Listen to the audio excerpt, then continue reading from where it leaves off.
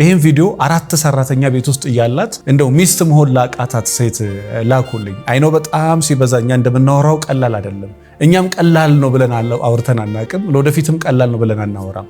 ማውራት በጣም ቀላል ነው። እንደውም ምክር ምን ይባላል? ስትሰጠው ቀላል ነው፣ ስትቀበለው በጣም ከባድ ነው ይባላል። እና ቀላል ነው ብለን ምንም አውርተን አናቅም። የድሮ ዘመን ሴቶች በጣም ምንም ነገር የላቸውም። ወደ 6 7 8 9 10 ልጅ ሲወልዱ ሰራተኛ የላቸው ምን የላቸው። የዛሬ ዘመን ደግሞ እንደው በጣም ጥበበኛና አስተዋይ ሴት ከሆነች ላይፏን እንዴት ቀላል ማድረግ እንዳለባት ብቻ የሆነ ነገር ሲስተም ገንብታ ያንን ሲስተም ከላይ ሆና መምራት እንዴት እንዳለባት ቁጭ ብላ አንድ ጊዜ በትክክል ካላሰበችና ጊዜ አጠቃቀሟን ገንዘብ አጠቃቀሟን ከባለቤቷ ጋር እንዴት ዲል ነበር ከሰራተኞቿ ጋር ከልጆቿ ጋር ከራሷ ጋር ከመንፈሳዊ ህይወቷ ጋር እያንዳንዱ ነገር ቁጭ ብላ አጀንዳ ላይ መስመር ካላይ ያሳዘችው ምናልባት የባለቤቷ ባህሪ ይመስላታል።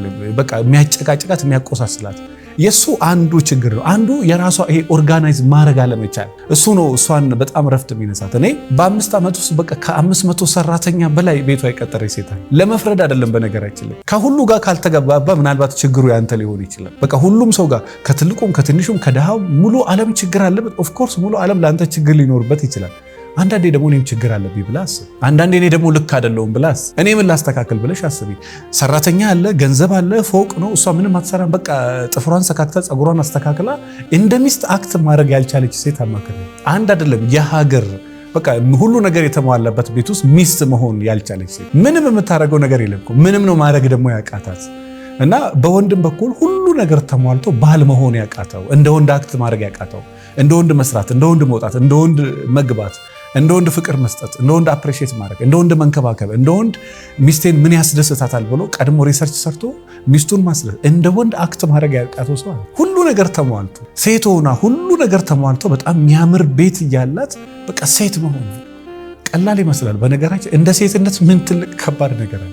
የሆነ ቦታ ላይ የሆነ ነገር መሆን በጣም ቀላል፣ ሴት መሆን ሲጀመር በነገራችን ላይ አንድ በጣም የምታውቁትን ነገር ልንገራቸው። ሰው ሆኖ ተፈጥሮ ሰው መሆን ያቃተው ሰው ነው ይባላል። ምክንያቱም የመጨረሻውም የመጀመሪያውም እድገት ሰውነት ስለሆነ ሰው ከሆንክ በጣም ትልቅ እድገቱ ሰው መሆን ነው። እና እንደው በጣም ብዙ ሰራተኛ ቤት እያላችሁ ሁሉ ነገር ተሟልቶ በቃ ሚስት መሆን ያቃታችሁ ሰዎች ቆም በሉና ምናልባት ምን ሆኜ ነው? ለምንድነው ያቃተሽ ሴት መሆን? ስሜትሽ መቆጣጠር ምን ዋጋ? ጩኸቱ ንግግሩ ከምን የመጣ ነው? ወንድም ከሆንክ ሁሉ ነገር ሞልቶ ገንዘብ ሳይቸግር ወንድ መሆን ካቃተ ቆም ብለህ ራስን መገምገም። ከዛ በኋላ ችግሩ የቱ ጋር እንደሆነ መፍትሄው ምን እንደሆነ በደንብ ጠንቅቀህ ታውቃለህ። ከአቅም በላይ ከሆነ ወይ ደግሞ ከአቅምሽ በላይ ከሆነ የስነ ልቦና ምክር ያስፈልግሻል። ወደ መልሕቅ ጎራ በይ። ያን ጊዜ 09774050 ላይ ደውይ ወይ ደውል። አመሰግናለሁ።